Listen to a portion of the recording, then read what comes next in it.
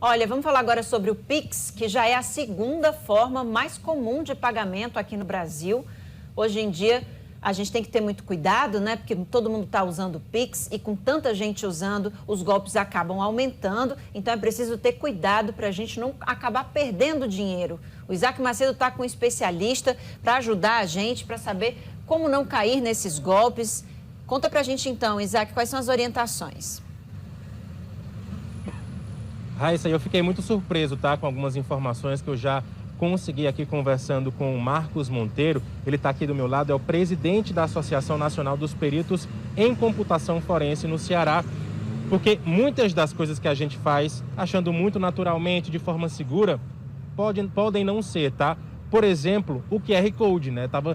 Acabei de ficar muito surpreso com essa informação, porque o pagamento por QR Code também pode ser uma fonte aí e quase imperceptível de golpe, né, Marcos? Muito bom dia para você. Como é que funciona isso? Bom dia a todos. Olha, o QR Code é algo que você, olhando, não consegue observar qual é o destino disso. Então, dentro de uma instituição, até mesmo uma instituição séria, um criminoso ele pode simplesmente trocar uma plaquinha, colocando lá um QR Code, que caso você visualize, vai te levar para um outro lugar, para um outro destino, para um outro Pix, no caso. Bem, QR Code é perigoso. Ou seja, a gente sabe que o QR Code virou uma modalidade muito comum, principalmente em restaurantes. Pode ser que de repente alguém mude esse QR Code, eles ficam nas mesas, ficam em locais de fato mais acessíveis e a pessoa pode ser vítima porque não tem como você diferenciar qual é o QR Code original, qual é o do golpista, né? Exatamente, é tanto que alguns celulares hoje eles mudaram a forma de ler o QR Code. Quando você aponta o QR Code, ele aparece o link, mas ainda não de forma tão amigável, você não consegue observar bem o que aquele link quer dizer, às vezes só aparece só um pedacinho, o que torna ainda muito perigoso você ler um QR Code. Agora, voltando para o Pix, por exemplo, quais são os cuidados que a gente tem com o celular? Porque antes deles acessarem os nossos dados, eles podem conseguir o nosso aparelho e a partir daí podem fazer também um estrago muito grande. Quais são os cuidados que a gente tem que ter com o celular? O Pix hoje facilitou muito mais a transferência bancária. Antes, você imaginando apenas o DOC e o TED, era limitado a horários específicos que você conseguia fazer. O Pix não, o Pix ele amplia esse horário. Então, muito cuidado, porque agora vai entrar em vigor o saque por Pix, né? O saque por Pix, o troco por Pix. Então, faz com que o celular seja ainda um alvo maior de criminosos. Cuidado se estiver falando o celular pela rua, porque já é prática comum hoje o criminoso passa de bicicleta, pega o seu celular, mantém ele desbloqueado enquanto pedala, até entregar para um segundo criminoso que vai buscar nas suas anotações, nos seus blocos de notas, se existe alguma senha que você tenha colocado lá. Então, muito cuidado com isso.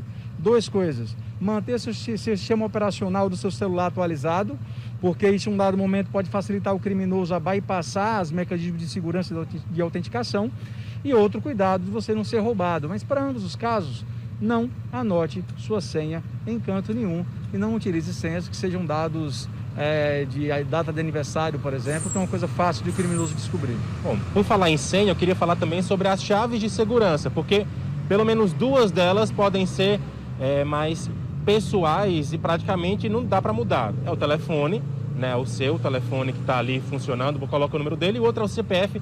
Esse não tem nem como pensar na alternativa, mas o que é que a gente pode fazer para se proteger em relação às chaves de segurança? Tem dica, por exemplo, para o e-mail?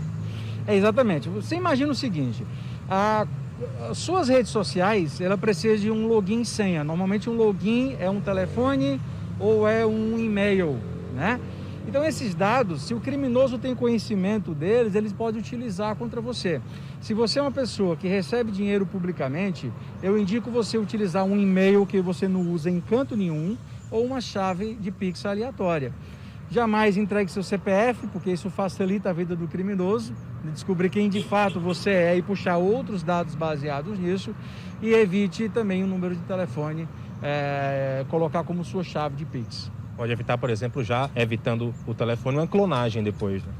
Exatamente. O criminoso ele precisa de alguns dados. Por exemplo, clonar o seu WhatsApp, muitas vezes o criminoso só lhe conhece pela rede social, sabe o seu profile, né, seu perfil, mas não sabe seu número.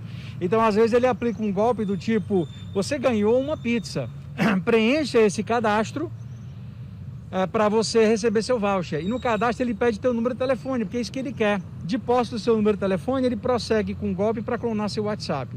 Aí quando você entrega seu número de telefone publicamente, isso facilita a vida do criminoso. Entendi. Agora, e quando a pessoa se dá conta de que ela caiu num golpe? Tem algum prazo, o Pix, porque é um pagamento instantâneo, mas existe algum prazo para tentar reaver esse dinheiro? Principalmente no período noturno, né? Já que tem toda essa questão de segurança, mas fora do período noturno também? É interessante que o Banco Central, ele aplicou novas medidas recentemente, né? A gente sabe que o Pix é uma operação que leva uns 10 segundos para efetivar. Então, sempre confirme, sempre valide se a quem você está transferindo o dinheiro, de fato, é aquela pessoa. Mas aí vamos falar exatamente de uma transferência que advém de um golpe. Recentemente, o Banco Central também acrescentou uma questão. Quando a instituição bancária observar que aquela transação, ela foge a um padrão, ela vai reter aquele Pix. Se durante o dia por 30 minutos e à noite por 1 hora. Ele retém aquela transferência, ou seja, o destinatário ainda não recebe aquele dinheiro por 30 minutos ou 1 hora.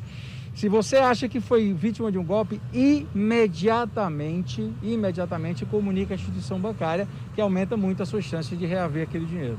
Ok, agora a gente tem, por exemplo, algum perfil de quais são os golpes mais aplicados? Por exemplo, essa questão do período noturno, ela já foi desenvolvida com limitação para, enfim, a quantidade que é feita a transação e tudo mais, para evitar roubos, para evitar sequestros relâmpagos, enfim, mas a gente tem uma modalidade que tem sido mais utilizada por conta da facilidade que o Pix oferece?